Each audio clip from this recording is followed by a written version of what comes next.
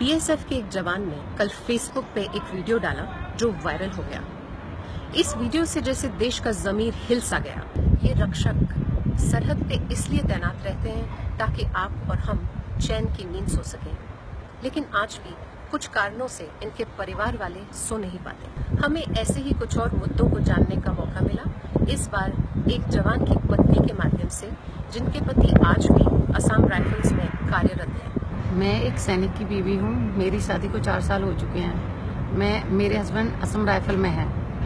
मैं उनके साथ अलग अलग पोस्टिंग पे रही हूँ। मैंने देखा है, खुद महसूस किया है कि खाने की क्वालिटी असम राइफल की बहुत ही खराब है। चावल मिलते हैं, सब्जियां तो मिलती ही नहीं है। खाओ खाओ, नहीं खाओ उनके पेट सो जाओ। और ये मैंने महसूस किया है कि मैं जब उनके साथ रहती थी तो जैसे वो घर पे लाते थे, सब्जी मिलती है हमें हफ्ते में 1 दिन, तो कभी मिलती थी कभी नहीं भी मिलती थी, तो 2 आलू डाल दिए, 2 प्याज डाल दिए, अलग अलग तरीके की। और मैंने देखा है कि कहीं हमारे उसमें ही जो अफसर लोग हैं उनके लिए सब्जियां बहुत अच्छी अच्छी जाती थी।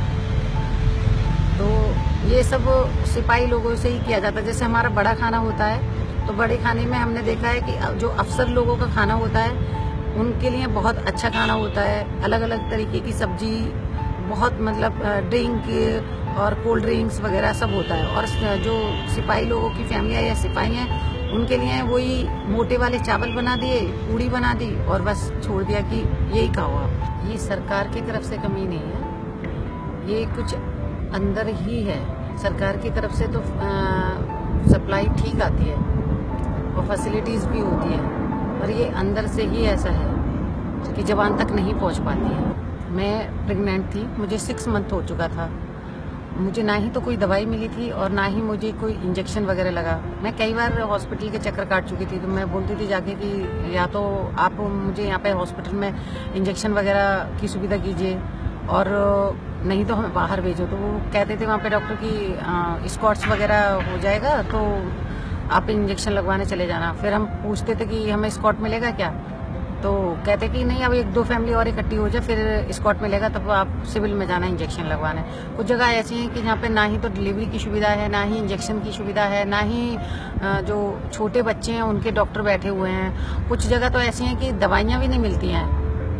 अगर मतलब बुखार है या कुछ और परेशानी है, वो एक ही दवाई चलाते रहेंगे, दवाई मिलेगी नहीं आपको, और बाहर जाने नहीं देते हैं। परेशानी तो है, बहुत परेशानी है।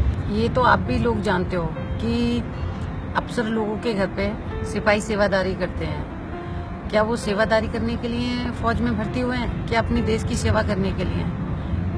अफसर लोगों के जाके वो खाना बनाते हैं, जूते पॉलिश करते हैं, ये काम उनका है। बर्तन मांजते हैं, ये काम उनका है।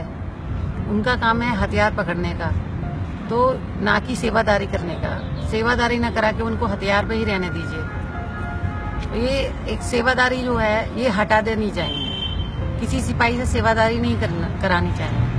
यही मेरी रिक्वेस्ट है। ऐसा होता है कि हथियार भी नहीं होते हैं सही से, पुराने हथियार पकड़ा देते हैं, और ये सब बंद होना चाहिए। ठीक से सेवा मिलनी चाहिए उनको। मैं एक बार फिर इस बात को दोहराना चाहूँगी कि सरकार की तरफ से कोई कमी नहीं है, ये हमारे सिस्टम में ही कमी है। मेरी सरकार से प्रार्थना है कि जो सहूलियत है वो जवान तक, हर जवान तक पहुंचनी चाहिए।